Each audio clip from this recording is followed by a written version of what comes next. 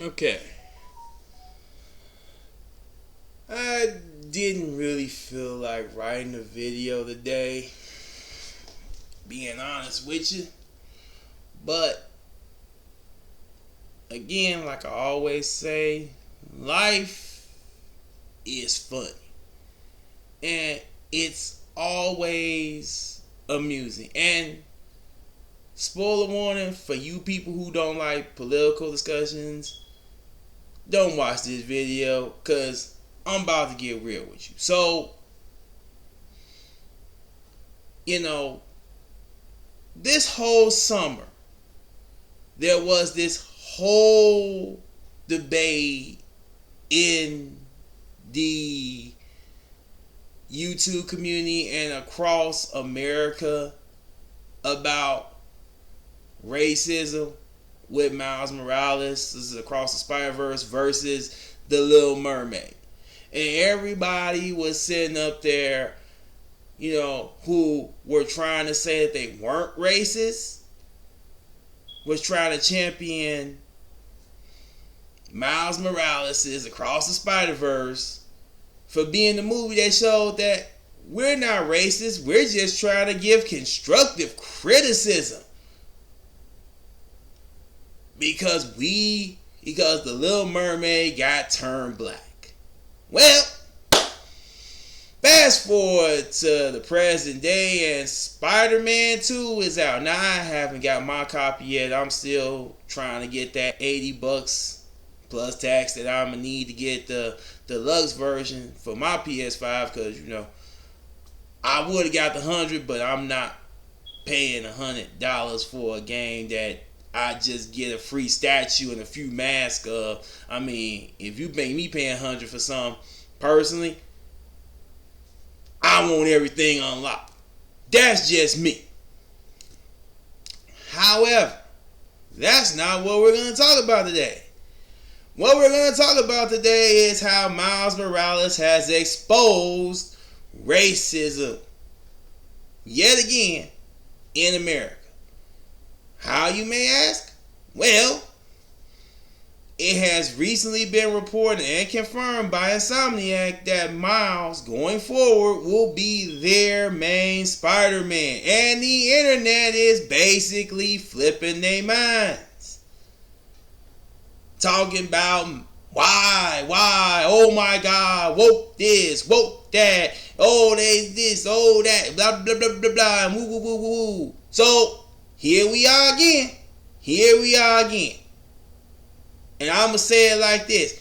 Anybody who hates Miles being the new Spider-Man and doesn't have real legitimate criticisms, which basically, from a few of the videos I've seen, no one really has a concrete reason why Miles shouldn't be the main Spider-Man.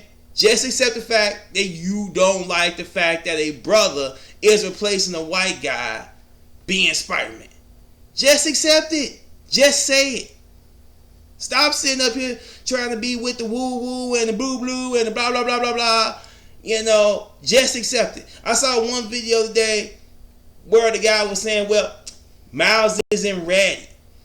He doesn't have a rogues gallery. It would be like Robin fighting Batman villains in a game. Well, anybody who knows comics knows that Batman and Robin fight together, so Robin has fought Batman villains. But beyond that, when you get into people like Dick Grayson, who is now Nightwing, he has fought Batman villains on his own as a member of the Teen Titans. Slade. Remember Slade? Everybody loved Teen Titans. 1, 2, 3, 4, go Teen Titans. Everybody remember that? Yes, Slade was a B-tier Batman villain. Killer Moth, B-tier Batman villain. So Robin has fought Batman villains on his own and a part of a team. See how stupid that argument is when you actually got information? See how that stupid that whole argument is? 2 minutes. That's how it is. But that's the thing. And the whole race swap thing is like, we're just using him as a race swap character. First and foremost, if you pay attention to Spider-Verse and you pay attention to everything that has been done with Miles Morales, he is not a race swap character. The whole point of Miles Morales is saying anybody can be Spider-Man. But the bigger point, and this is something you see in the game and something you see in Spider-Verse, is that Miles Morales is trying to be the balance. He's trying to be the guy that says you can be Spider-Man, but you don't have to follow Peter's philosophy, because Peter's philosophy is flawed. It's one of the great things about Peter Parker. Yes, we all love the whole, I'm black, I love Peter too. I hate Paul. I'm telling you right now, I hate Paul Redmond too, just as much as anybody else. Ain't no way, bro, you gonna take my ride or die just cause you came out your mama's basement and cleaned yourself up. Okay? Ain't no way, man. Ain't no way. But back to Miles. Miles, in every form of media that he has been in recently, is about following the path of Peter, like I said recently, without living by Peter's philosophy, because it's flawed. Now, why is Peter's philosophy flawed? Well, the simple answer is what we had this year with $2 billion lotteries. I mean, think about it.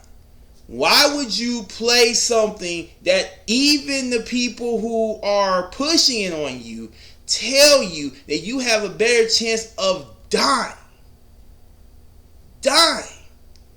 than winning? You taking money you got in your pocket. Hell, I spent 75 on it. I had some extra money. I spent 75 on it one time this year. And why would you do that?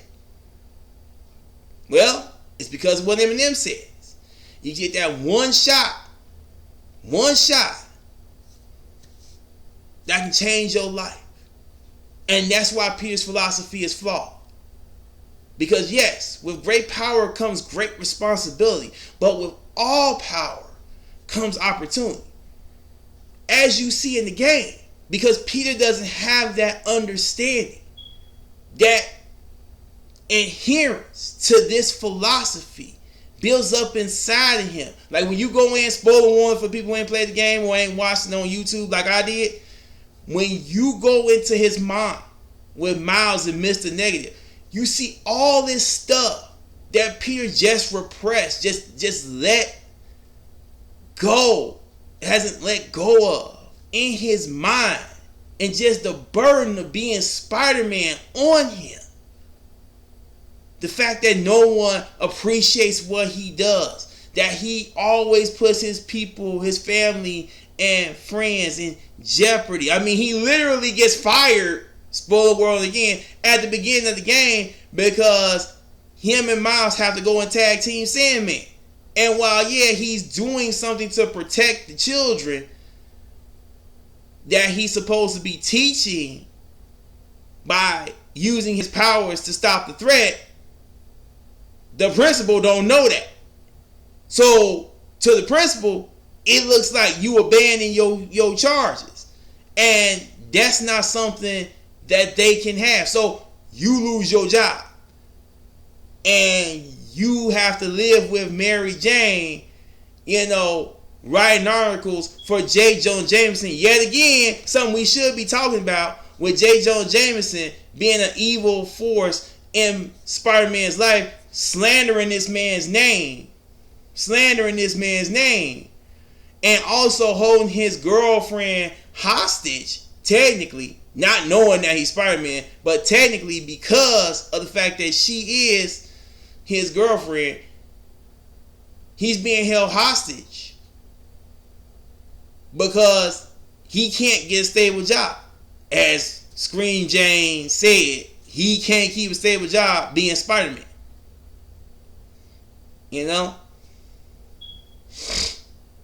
So she has to work for a man who slanders her man's name, and until she becomes Scream and overcomes that, she doesn't quit because someone's got to pay the bills. And these burdens, oh my God, this computer. I can't stand that. Sorry about that. These burdens keep pushing Peter. And the weight's grown too much. That's why the end of the game was great. Like Miles is like, hey, you not alone. That's why I said we great together. You're not alone. I can support you. We're good. So if you gotta go off for a while and be Peter, and oh, by the way, maybe be a prelude to Meet the Parkers. This may be a prelude to Meet the Parkers. You know, because you never know. Insomiac, Disney, and Sony have a good working relationship. You never know. But no one wants to think about that.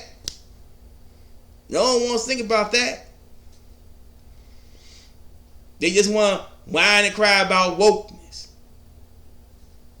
You know, which, again, goes against the Miles Morales movie. Because the whole thing about Miles and fighting the Spider-Man was the fact that, you know, they were telling him he's not capable of being Spider-Man. It's like, Miles Morales can be Spider-Man, but not you, because you're not from the right universe. You know, you're not from the 42 universe. And Miles is like, I don't care. I got bit. I'm here. Deal with it. Because the truth of the matter is, again, fighting against Parkerism and the scapegoat mentality, we should be dealing with and working together to stop the Spot, because the Spot is the reason I got bit in the first place, because they let the Spot, because he was working with Kingpin and the other, you know, female Doc Ock to create the multiverse stuff that allowed the Spider to come into my universe and not bite the 42 Spider-Man, you know, and that's how I got bit in the first place. So we should be kind of trying to stop the dude that's trying to kill my father. Just saying. But we can't do that because you don't want to accept the fact that you got to have a crappy life. You don't want to accept the fact that you got to have a crappy life. That's what makes Miles Morales original. He's trying to, again, fighting against Parkerism, fighting against the curse of the scapegoat, and still being Spider-Man. That's what makes him a better Spider-Man. Again, look at the Black Cat fight. One of the reasons that I'm looking at this game and saying that Spider-Man 3 could be interesting is Miles' ability to deal with the Goblin and really make him confront his wrongs. Because that's what's bad about the scapegoat. Peter takes on everybody's burdens, and I think that's what I'm getting at with this explanation. If it does feel like, you know, I'm kind of repetitive and rambling, that's what I'm getting at with this explanation, is that Peter doesn't make people take responsibility for their actions. Like, the big thing that the game shows you about Norman Osborn is he's a man who doesn't learn from his mistakes. You know, Venom literally picks him up and says, like, you know, I am what you want. I am your son. This is what you want. Me strong.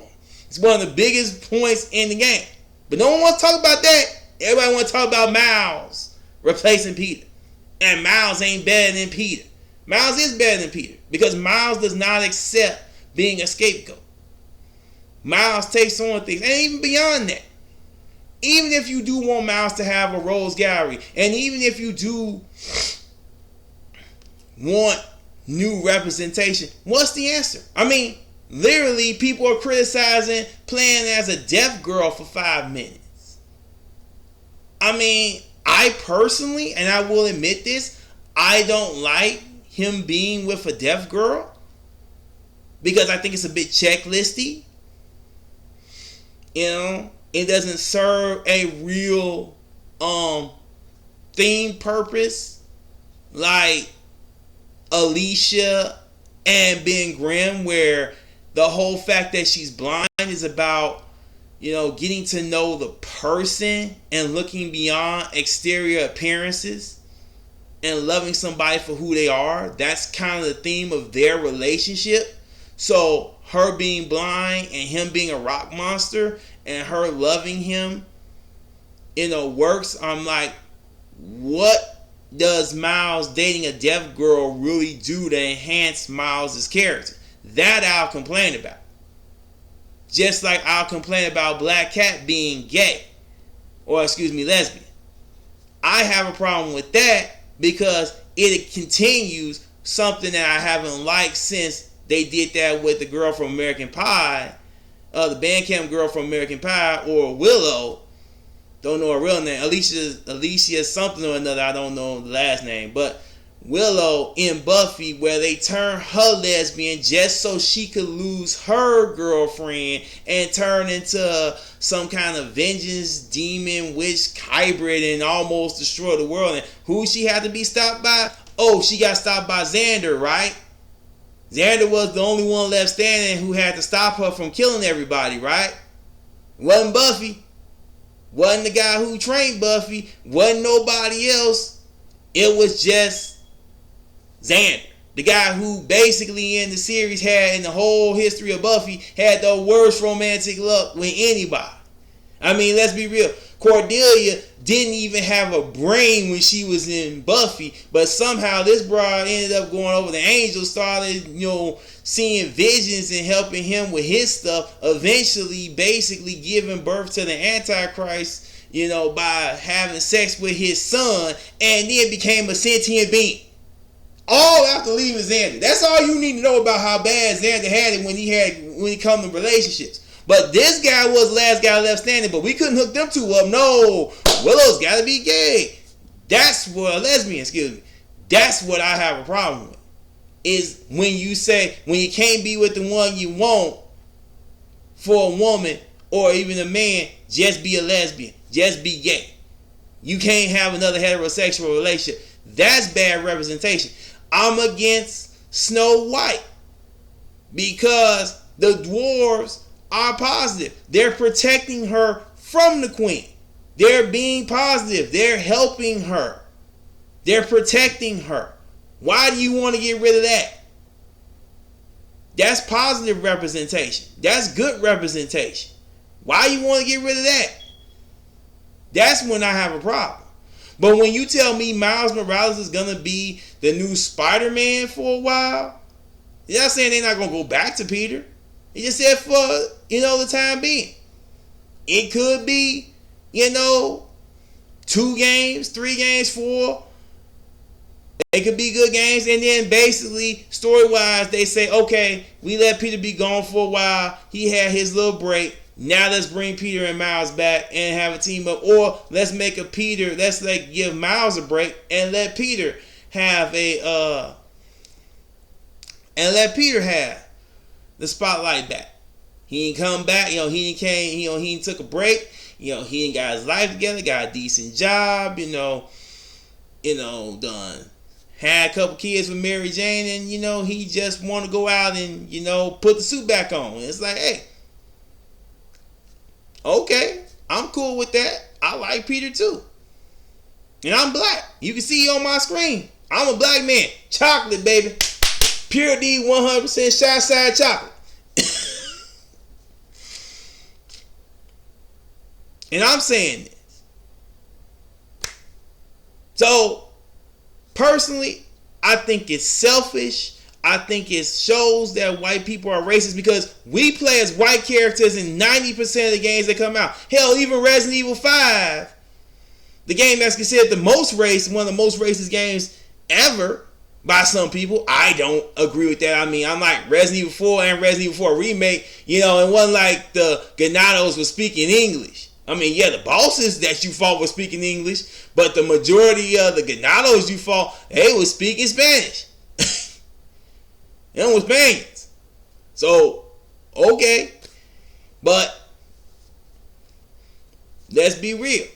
The black character in that got basically dragged into a booty retrieval mission. And yes, it is a booty retrieval mission because, spoiler warning, for y'all who ain't watched Dead Island, which was a good movie, Chris basically spent the end of that movie trying to get Jill and not take care of his sister.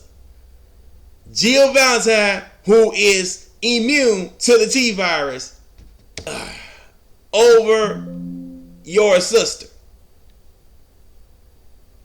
Come on, man. And sorry for the blackouts. I'm still trying to work on that with my computer. The thing just times out when it wants to. So, yeah. But this notion in all things, even in football, I can't stand it right now in football, where everybody is trying to turn Justin Fields into a bust. Everybody's trying to turn Justin Fields into a bust. But promoting Tyson Bagent just because he beat the Raiders. The Raiders suck. They're a terrible team. What he done the last 2 weeks? What he do Sunday? 5 interceptions, 5 turnovers, 3 interceptions, 2 fumbles, right? But we gotta go secret Bagent man. Secret Bagent man. You know, maybe you need to stop looking for the great white hope and deal with the real deal, Justin Fields, and do what he does. Because, you know, that kind of thinking worked for Baltimore. That's why Lamar Jackson is good with what he's doing. Because John Harbaugh was smart enough to say, let's do what you do. Let's build the offense around what you do well. And then we'll fix what you don't do well later. Shockingly, I know this is a shocking revelation. I'm about to give life lessons right here. Shocking. Lamar Jackson goes out, passes for 1,000, rushes for 1,000, and wins an MVP award. And this year is tearing it up again. Shocking when you do that, when you actually lean into what the guy does well. But you know, because he black, we don't want to do that with Justin Fields. We want to make excuses. Everybody, when he sits up there and tells you that the coaching staff sucks, now I personally say he should have did it a week earlier. You know, and not when he was going into Kansas City, where his team isn't as good as Kansas City's is, and he was going to get blown out. We all expected that. I didn't really care about the, Kansas City loss. I personally view the other losses to Tampa Bay, the Tampa Bay to New Orleans, definitely to the Broncos, as more egregious than I look at to Kansas City. You're not on Kansas City level. That's where you're trying to get. Kansas City is a Super Bowl contender and a Super Bowl champion right now. You ain't on that level. I don't care about that. But that ain't the point of this video. The point is that soon as a white guy shows a little bit of promise, we want to toss Justin Fields, who's only in his 2nd year as a starter, by the way. 2nd year as a starter. Why does that matter? And how does that relate to, Miles Morales in this whole conversation? Well, let's look at it. Justin Fields spent his first year in the league spending time with Andy Dalton, someone who wasn't as good as he was. Now, am I saying Peter ain't as good as Miles? No, Peter's been around for 60 years. But Miles is better than Peter. He's got more abilities. And again, he's a better character overall because he deals with his issues. He doesn't go into the corner and mope for about 4 or 5 episodes just because Jameson put out a bad article about him and he wants to feel guilty. Wham. At some point, we all want to see Peter grow a spine. Especially when you got your girl again being taken by some dude who like came out of his mama's basement and cleaned stuff up and got a job. Ain't no way.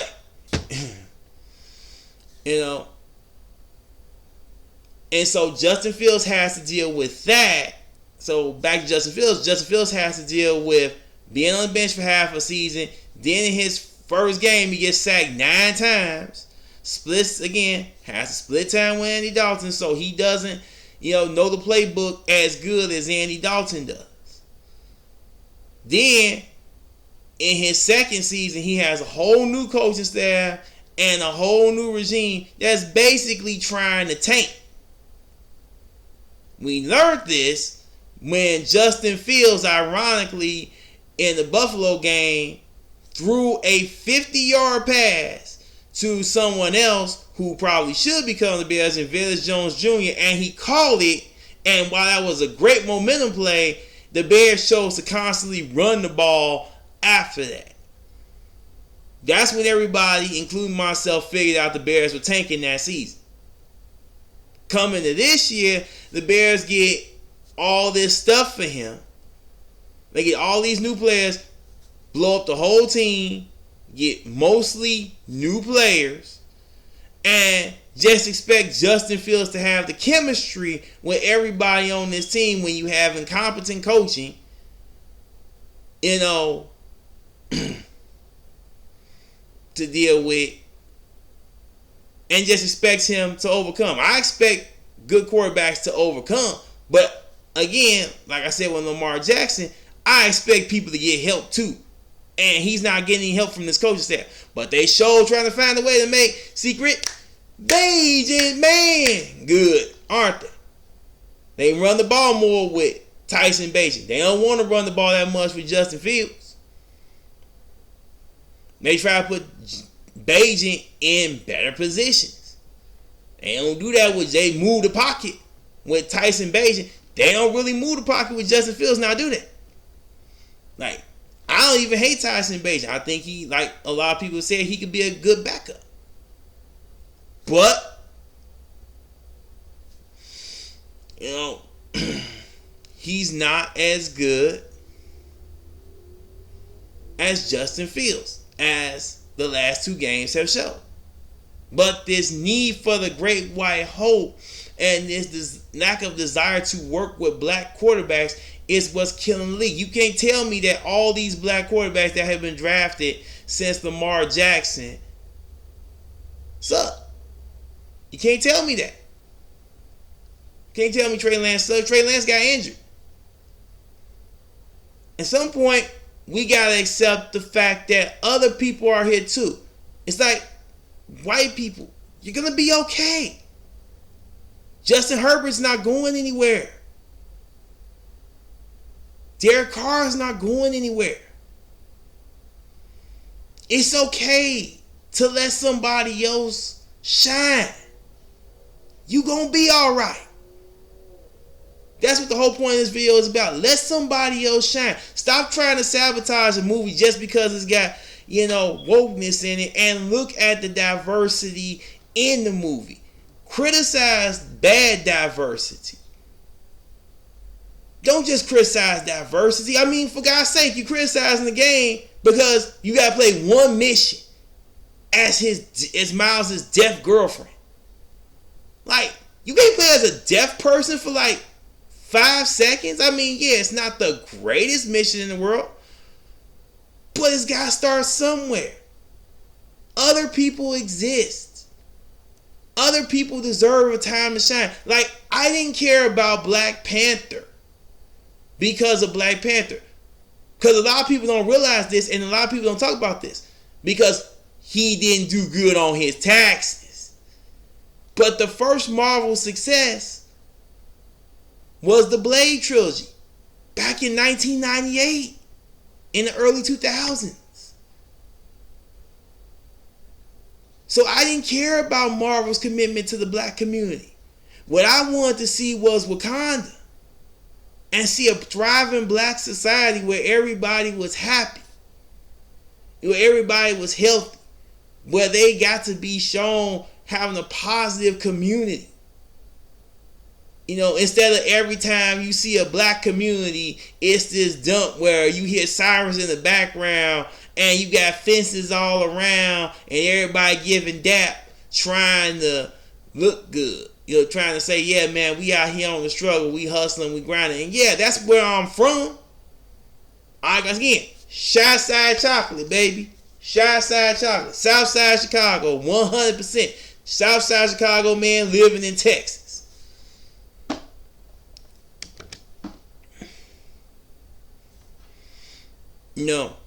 But But that ain't what I want my people to be. I want us to be heroes. I want us to be seen as kings and seen as businessmen and presidents and things like that. Can we have that? Can we have that for like 5 minutes? I mean, you get to be, everything. Even though statistically speaking, most of the people who shoot up these malls and stuff like that, are white, all we say is that's mental health.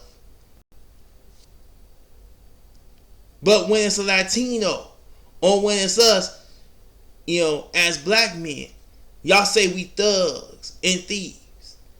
So can we just have something where we get to be looked at in a positive light without somebody criticizing? Can somebody give us a chance to shine?